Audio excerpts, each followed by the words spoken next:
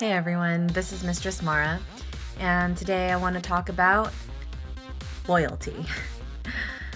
In this day and age, a lot of people are online and a lot of people claim to be doing domination or submission. And in my field, I've found that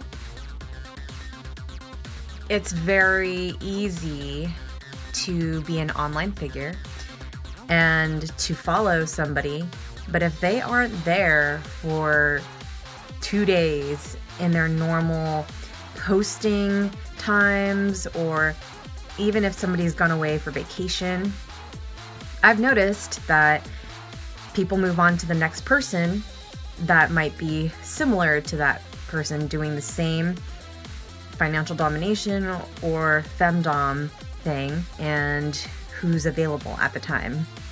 And so it's become very almost disposable.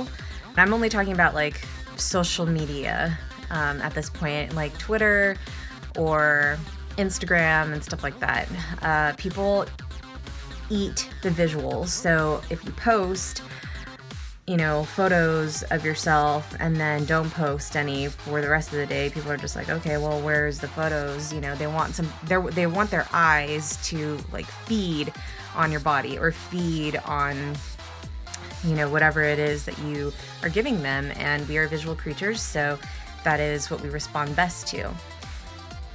In my experience, I've learned to really weed out the people who are instant doms and also the people who are instant slaves. There's a lot of men out there who are just like, oh, I really want to serve you and you're so beautiful and oh my god, goddess, like I wish I could have your feet on my face, etc. And it's like, it's nice to hear, but there's no substance to that until somebody actually makes the effort to A, read your website, B, introduce yourself in an email form outlining why you are contacting me, and C, adding a tribute, because honestly, our time is money. And without that, it's kind of like, why would I bother to speak to you if, it's just a friendly hello? I can do that with other people in my life. And that is not my goal as a dominant. One of the things that I've learned is to be extra fluid with communicating with people, whether it's online or in person. Most of the interactions that I have start online. So the real serious people who I consider actually make the effort to write to me. They will tell me their fetishes. They will send tributes and say, okay, I'm really interested in this. That shows me that, oh, I'm not just here to bullshit with you and get off on wasting your time, because there are a lot of time wasters out there. There's a dom that once said that slaves reflect their owners. And what that means is, if you have a loyal slave, that means you are providing something that is irreplaceable in their lives and giving them this power exchange, this dominance that they feel that they need to keep and want to keep in their lives. I had several slaves throughout the years, but each time, again, they were very enthusiastic in the beginning, but I was gone for a little bit. I took a hiatus because I just needed to recharge my batteries. I was gone for 3 months, and the first slave moved on to another person really quickly. They needed to fulfill something and I wasn't around, so they were just like, okay, bye, and didn't say anything. The second slave that I've had lived across the United States, so I'm not as bi-coastal as some dominants, and so having to travel the distance and experiencing online domination in a way that wasn't satisfying enough for them, but they kind of just stopped communicating. And I understand that life gets really overwhelming sometimes, I feel stressed at times with different things, but it's just really rude if you don't communicate that, especially if you are serving someone. If you're not telling them like what the issues are, hey, I'm in financial trouble right now, I can't afford to see you, but I would still like to serve you in other ways, or actually present other options instead of just dropping off and ghosting out.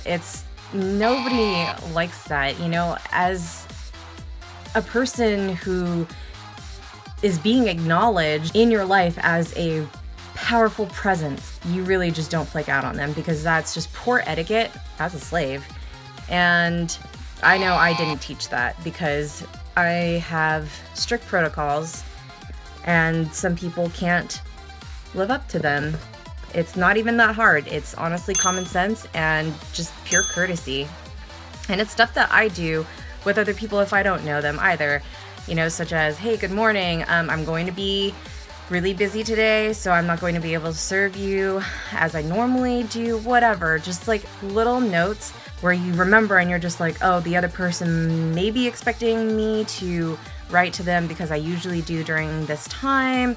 Make sure you fulfill those obligations that you've created for yourself, or if the mistress has that in the itinerary of the day, do it. And if you can't, tell them, hey, I'm not going to be able to do it today. I can make up for it XYZ, or, I will be able to answer you tomorrow. Or if you're just really having a crisis, and again, it's long distance, I'm having a crisis right now, I need a couple days to myself. Those little things go a long way, because I know exactly where you are, I know how you're feeling, and I know how to react to that. And it's not like I'm heartless. I will understand when life situations go rough. I do. I have them as well. I've done them as well. But the only difference is I actually communicate that. And people who understand it and who will respect it are the people that are still in my lives. So today is more of a rant about loyalty. You do create the loyalty that, you earn. As a mistress, I earn people's loyalty by being who I am, being truthful, being communicative, and giving back. And if that is not enough for other people, or if that is not something that they wish to continue with, I'm totally okay with that. I've grown to adapt to people coming in and out of lives. Nothing is completely permanent, and those things that do stay with you for the rest of your life or for a really long time, I cherish them, and I hope that slaves do too. So, like, comment, subscribe on my links below, and I'll catch you next time. Be safe and have fun.